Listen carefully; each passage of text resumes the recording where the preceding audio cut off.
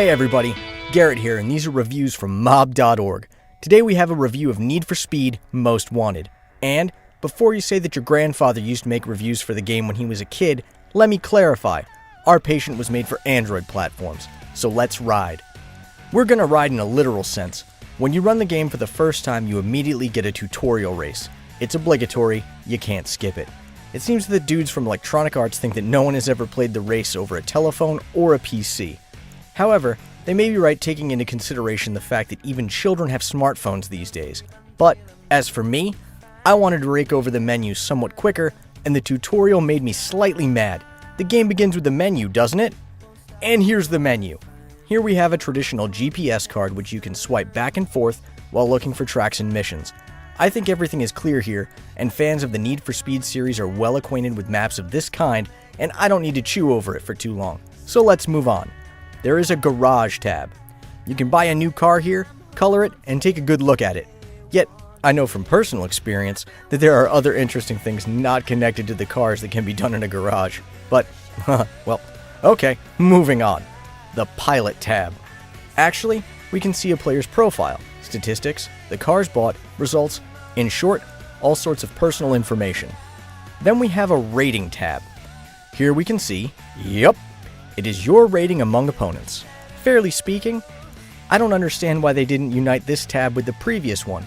Apparently, they think that the more tabs the menu has, the cooler it is. Then we have a shop button, when we can change real money to in-game currency and also buy a bunch of useless goodies which will make your car win in any case. Settings is the last tab. I can only say there you can adjust your controls for touch or accelerometer. Even the sensitivity can be adjusted. Does it suit you? Let's have a ride and check. Poke your fingers into the map, choose a mission, and welcome to the track. At the beginning of every race, we can see a kind of short trailer where the rushing car swings a camera with the flow of swishing air and street race effectiveness. And after that, they let us do a spot of driving, and it's pretty comfortable.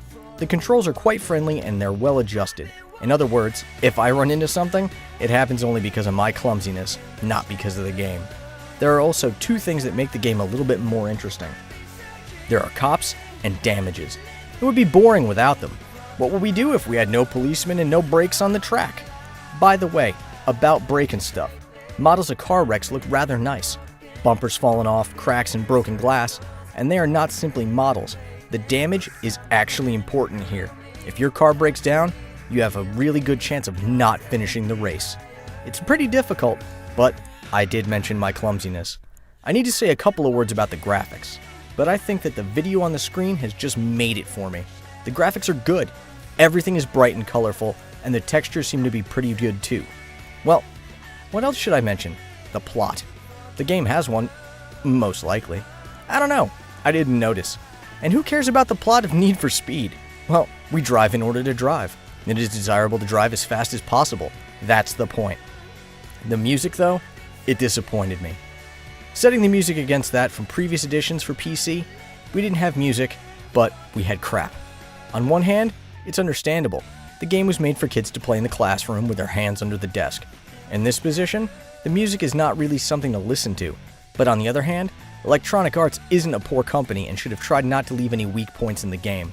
So, I had to turn on my own playlist as background music, because I don't want to listen to the miserable thing. But, tastes differ, and someone might like it. The game is optimized quite well, but still, they could have done it much better. It sometimes lags on my device, but in general, doesn't interfere with gameplay, and you can put a pin on that. To sum up, the game's not bad. If you like races, don't hesitate and buy the game. It costs $5 and it's worth each one of them. Or you can download it from our site. The link's down below in the description. That's it for today. If you liked it, like it. Subscribe for the channel and join our group. This was Garrett and mob.org. See you soon.